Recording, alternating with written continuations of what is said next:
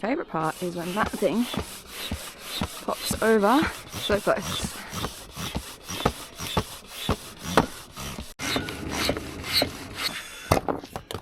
Whew. That is, I feel like the pumping up is harder than the actual activity. I didn't even get it that pumped. It's kind of, oh no, oh, it's pretty solid. Alright, she's all pumped up and ready. I have to invest in an electric pump because that was hard work. My back's sore. But yeah, we're gonna hit the water. I'm not quite sure. I've never been to this spot before. Just realised I've got to put that on, which is always a fun job.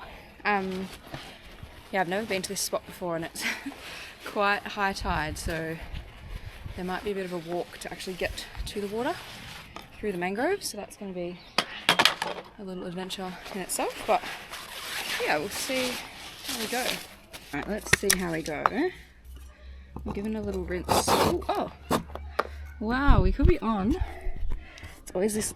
Okay, I'm going to need both hands. It's always this last bit that's... Oh! First go! Must have been having you guys with me. And I've got to pop that in. I don't really know what that does, but anyway. We're on!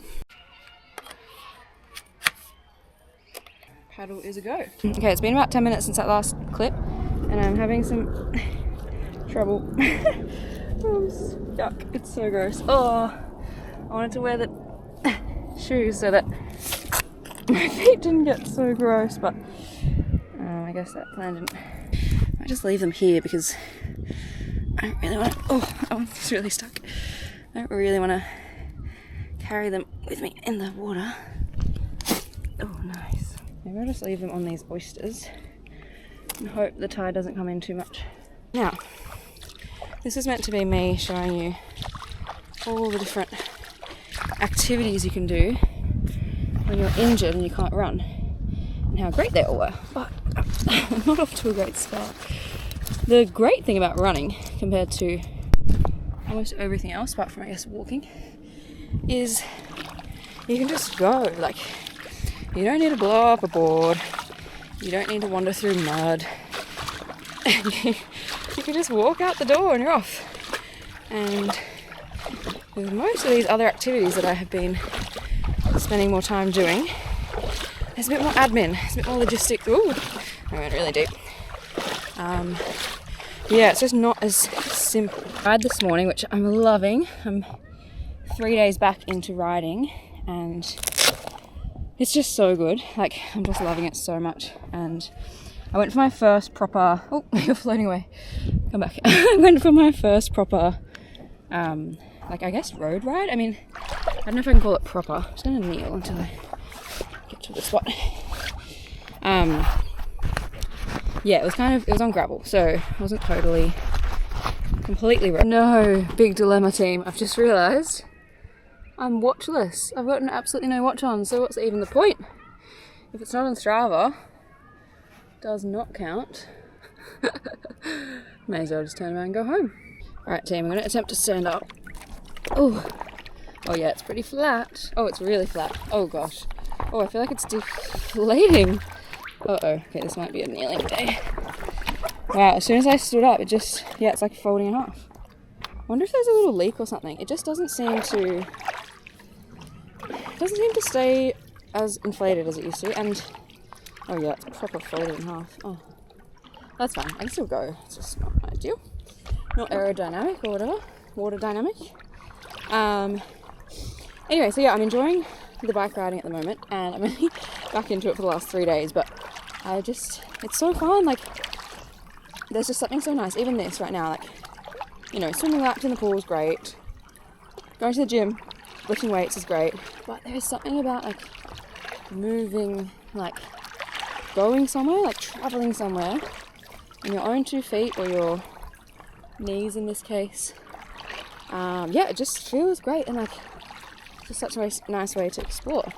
Anyway, if you want some injury updates, if anyone's interested, then check out the recent podcast episode. We did one little catch-up episode on what's been happening, and there's also kind of the initial injury episode, which was about 6 weeks ago now, because we're about 7 weeks into the bone stress life, and I'm kind of getting used to it, to be honest. Oh, jellyfish. Apparently there's a few sharks around here, but I'm hoping it's just, too shallow for them, and also I'm on a board, so, except I am sinking fast, so maybe I won't be on a board for long. My knees are fully engulfed in water right now. They should not be. I'm tempted to go back and, so tempted to go back and fill it up, but I don't want to traverse that mud again. Anyway, what else can I tell you? Yeah, swimming's good, cycling's good. So what I'm thinking is I'm going to sign up for a triathlon, which of course is just like the usual injured runner routine, right? Like injured runner turned triathlete. I think that's how it always goes. So not very unique, but very excited because I've always wanted to do one. I used to do the kids like Weet-Bix ones, and I've always wanted to do one since I've been into running, but I didn't really have a bike. I had a kind of old, cheap bike for a while when I was in my early 20s, but now I'm in my late 20s. I've just got a new bike, so that's been really fun, and I'm feeling slightly more competent at swimming, which I've never felt like I was a bad swimmer. Like I always knew how to swim, but I was never good. Like I never did squads or anything. So yeah, it's been nice to get into that a little bit more. So I feel like I've got the bike and the swim in a nice routine, and then eventually I can just add the run back in and off we go. So I'm thinking Husky Half, which is end of March next year, which gives me 6 months. And I really don't want to like rush back and like rush the rehab and try and progress quicker than is safe to do so.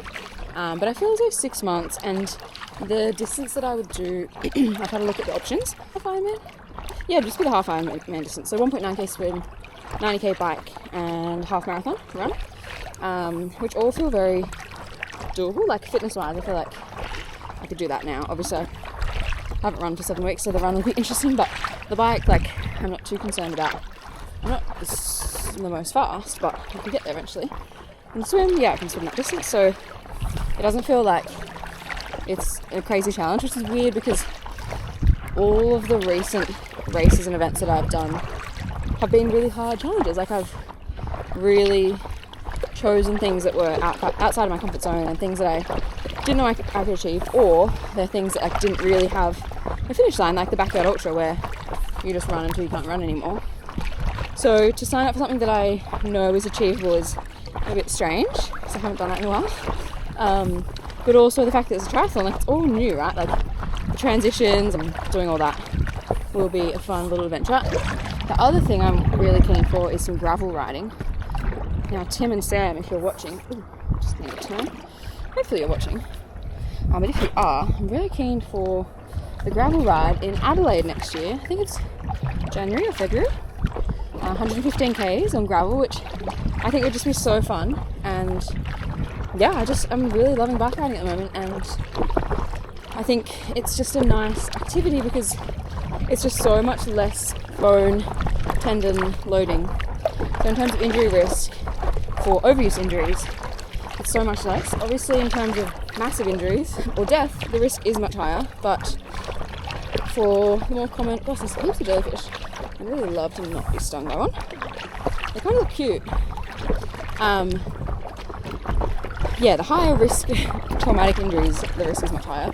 But, the Achilles tendinopathies and ITB issues, all that stuff, so much less. So, and we know that variety is good, right? Like mixing it up, having lots of different activities, different loads going through the body. We know that is a good, sustainable approach to training. So, yeah, I'm all for that. I'm keen for it. Never been out this way before. Quite nice. A little bit of wind, but I reckon I'll get a nice tailwind on the way back. I'm just concerned that this board is just going to totally deflate.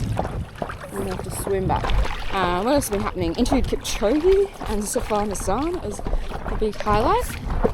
Really, really cool opportunity. And just made me very grateful for all the work that Liz and I have done with the podcast to get ourselves to a point where we are going for cool opportunities like that.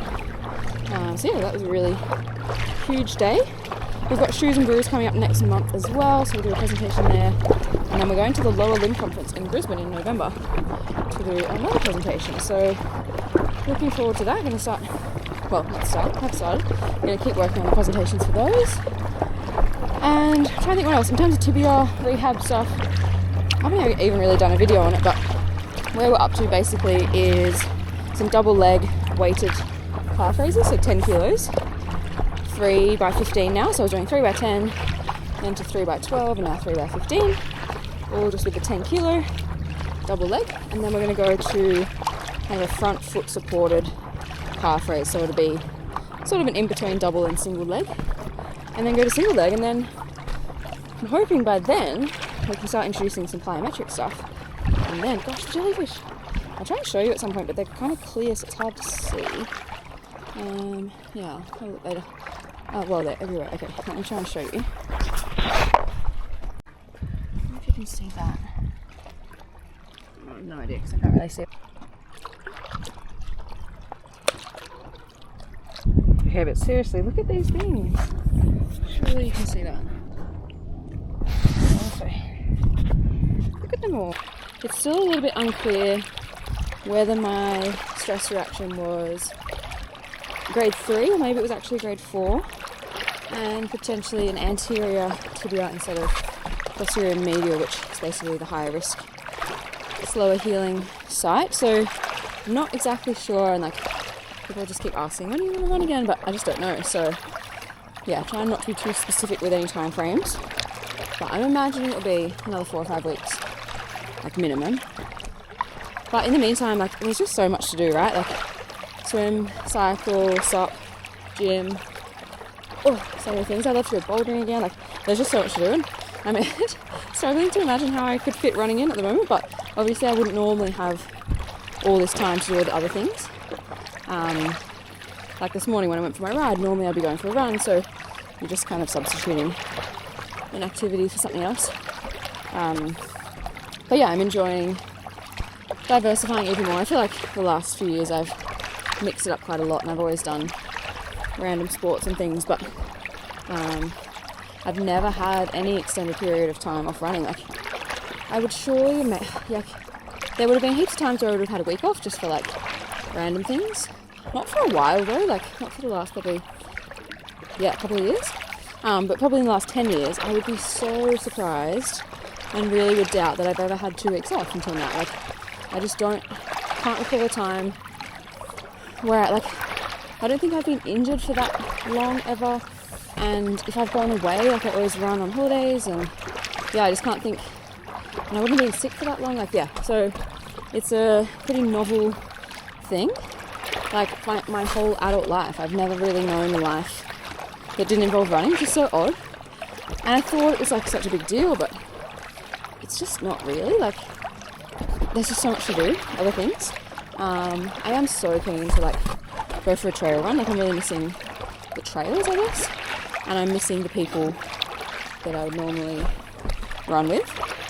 But I know that that's all coming back. Like yeah, I just feel like this is such a temporary like drop in the ocean of time, such a short window.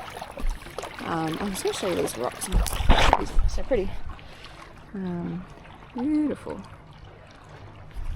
Yeah, so I'm just not as worried as I thought I'd be.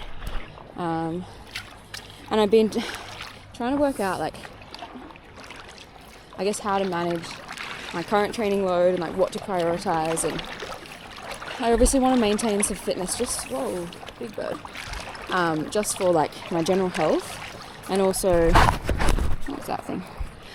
Making the return to run process much easier, and just like getting back to fitness quicker. And I was finding with the swimming, I'm not a very efficient swimmer, I'm quite slow, and I haven't been kicking up until now, more recently. So I felt like I wasn't really getting much of a cardiovascular workout. It was more just an arms workout.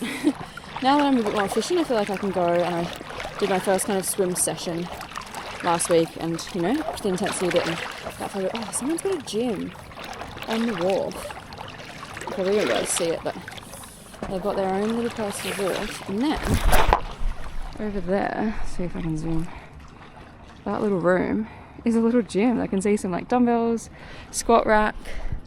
Gosh, that's the dream, gym on the water. Yeah, so I'm doing a bit of like higher intensity cardio stuff on the ski erg, the bike, and that kind of thing. That is probably the easiest way I can get my heart rate up, until I started bike riding again, and going up hills really works my quads and it works my heart pretty hard. So yeah, I think that'll just work in really nicely.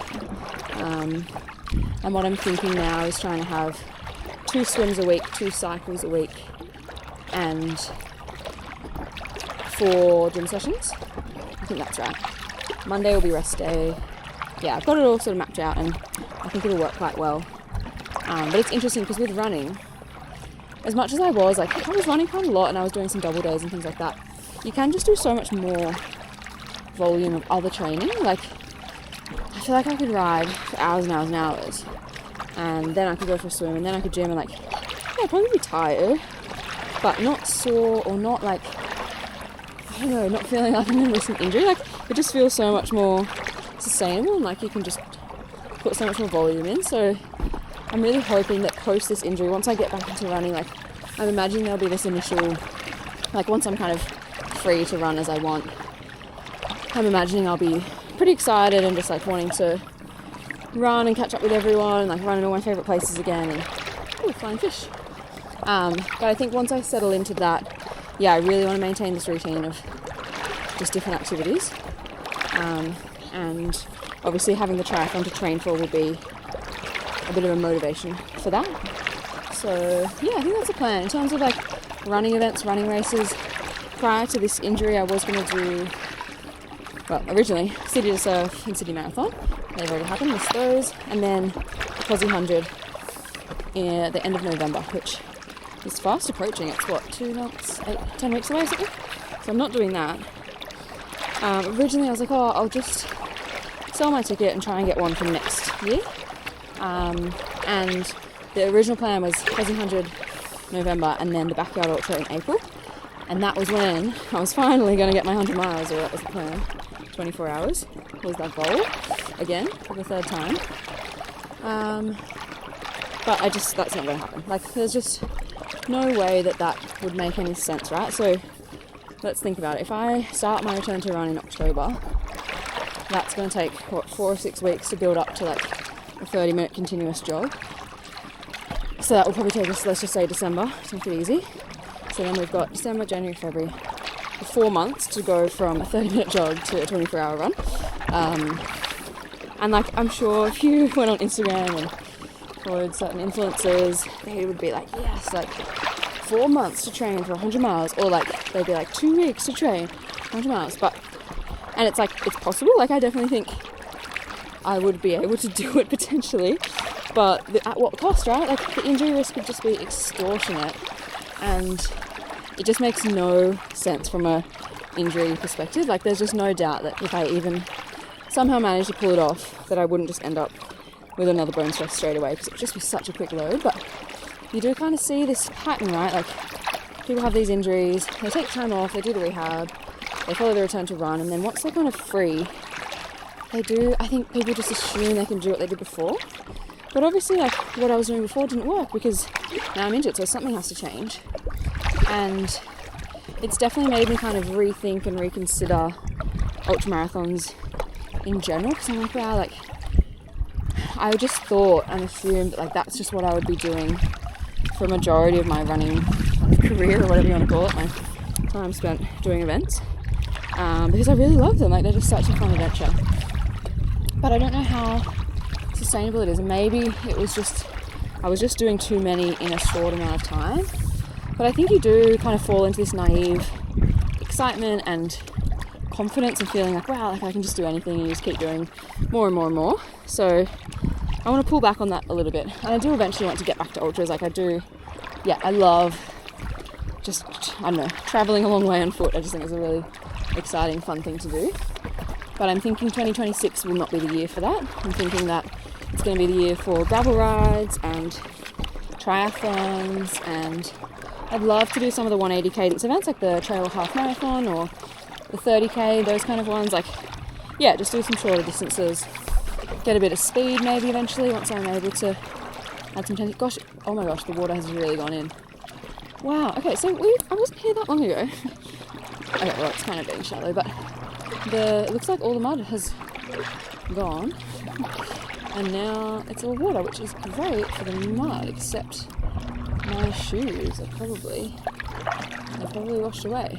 I put them on a big pile of oysters, thinking that, oh yeah, if the water comes up a bit, like they'll, I think I can see them. Get away. Oh fuck, oh no. I just hit the oyster, hopefully that didn't, oh, and again. Okay, I'm gonna have to get off because I'm gonna end up with damaged board. I also don't want to damage myself with the oysters, but we're gonna have to rescue these shoes. Oh, my ankles and knees are stiff. I've just been kneeling that whole time. So that is, I'm feeling that. I just need to pay attention to the oysters, so I won't look at you too much. So that's the rough plan. I can see the shoes. They are just floating. Okay, let's grab a ball of mud before. Oh gosh. Oh, I can see my footprints. Alright. Grab these. They look absolutely beautiful. But I'm so glad I put them on the oysters because they would have just floated away. Alright. We are back. Survived the mud. I only stood on one oyster. I think we're okay. Just trying to get this fin out now, which is always another fun task. Oh yeah, okay, that's a good start. Anyway, I hope you enjoyed. Oh no, okay, how are we gonna do this?